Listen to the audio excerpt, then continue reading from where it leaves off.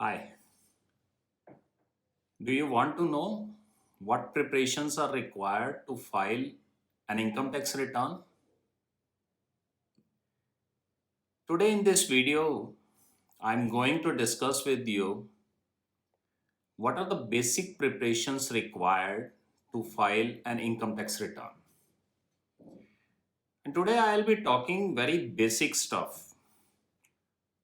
Suppose you are a salaried person, then how will you prepare for income tax return filing? Video you are going to learn the basic elements for preparation for return filing.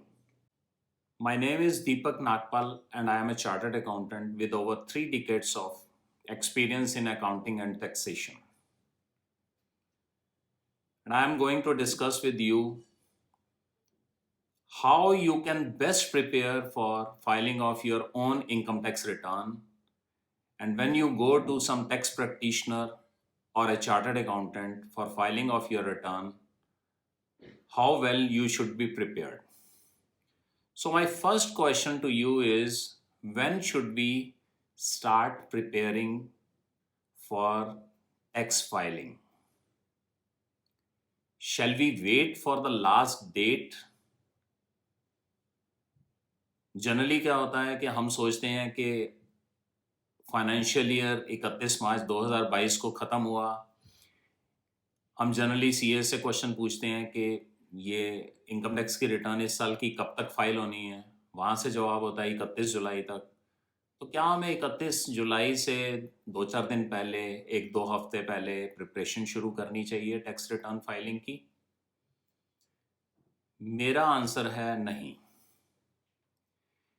जैसे जैसे आप income earn करते हैं तभी तभी आपको return filing की preparation शुरू कर देनी चाहिए।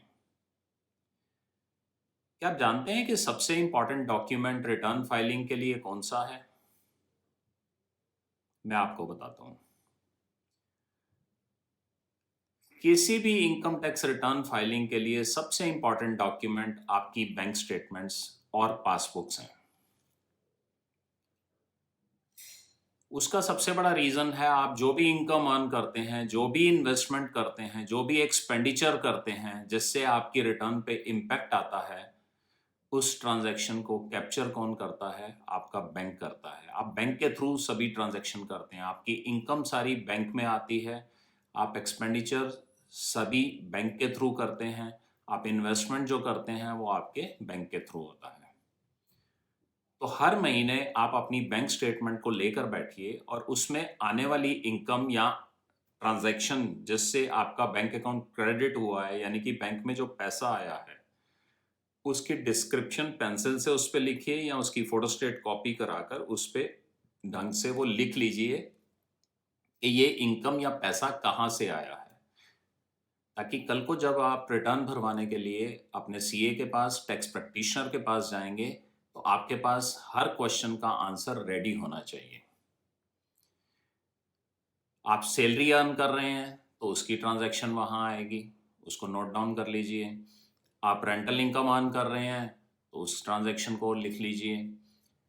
आपके पास बैंक इंटरेस्ट आ रहा है या किसी और पार्टी को जो इन्वेस्टमेंट की हुई है वहाँ से इंटरेस्ट आ रहा है, तो वो भी आपकी बैंक स्टेटमेंट में आएगा, उसको भी नोट डाउन कर लीजिए।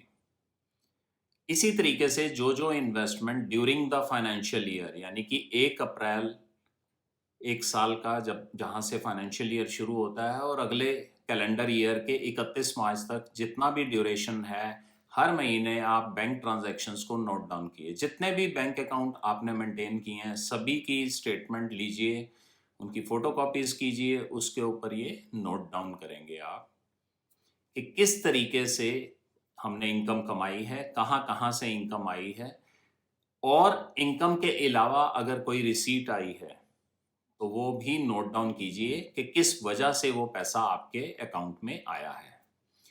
और यदि कोई आपने कैपिटल एसेट बेचा है, कोई प्रॉपर्टी बेची है, कोई गोल्ड बेचा है या कुछ और बड़ा कैपिटल एसेट बेच दिया है, तो वो ट्रांजैक्शन भी आपकी किसी ना किसी पासबुक में आई होगी, उसके ऊपर नोट डाउन कीजिए। और जैसे ही कोई कैपिटल एसेट बेचते हैं तो इसके साथ आपको एक डॉक्यूमेंट अपना रेडी करके रखना है कि वो कैपिटल एसेट आपने कब परचेज किया था, उसकी डिटेल्स क्या हैं, कितने में खरीदा था, उससे टाइटल डॉक्यूमेंट्स कहाँ हैं, ये सभी आप उसी समय निकाल कर एक अलग फाइल में लिख दीजिए, रख दीजिए, जिस फोल्डर या फाइल का नाम आप रखेंगे इनकम टैक्स रिटर्न प्रिपरेशन।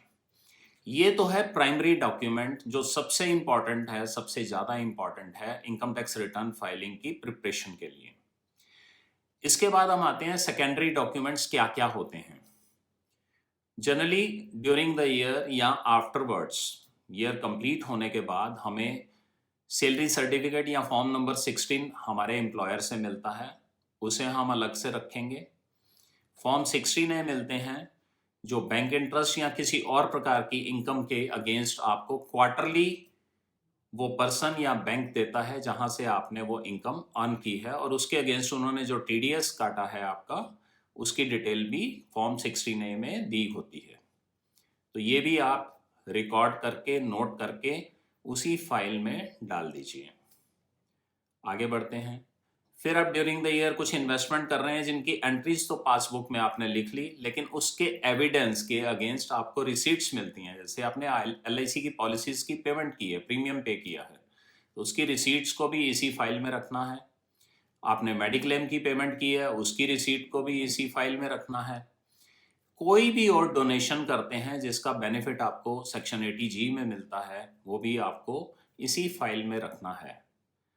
अब ईयर एंड होने के बाद 31 मार्च जब खत्म हो गया, आपकी रिटर्न फाइलिंग की डेट अभी जुलाई है, तो उससे पहले एटलीस्ट 2 महीने बाद, यानी कि 31 मई के इमीडिएटली बाद आपको अपने इनकम टैक्स पोर्टल पे लॉगिन करना है और अपना फॉर्म 26AS वहाँ से डाउनलोड करके उसको ध्यान से स्टडी करना है।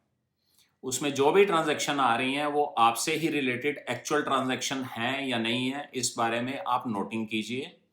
और कोई भी ट्रांजैक्शन ऐसी मिलती है जिसका आपसे कोई रेलेवेंस नहीं है, उसको नोट डाउन करके अपने सीए या टैक्स प्रैक्टिशनर को बताइए, उस पर वो अप्रोप्रिएट स्टेप लेगा आपकी रिटर्न फाइलिंग के वक्त।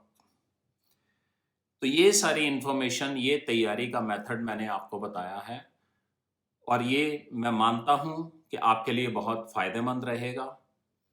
और अगर आपको ऐसा लगता है कि इस तरीके की इंफॉर्मेशन आपके लिए बहुत यूजफुल है, तो please come and join my private Facebook group which is a VIP group through the link given in the comment box. Thank you so much friends for giving your time and attention. I hope this video is useful for you and this information is useful for you. Thank you so much.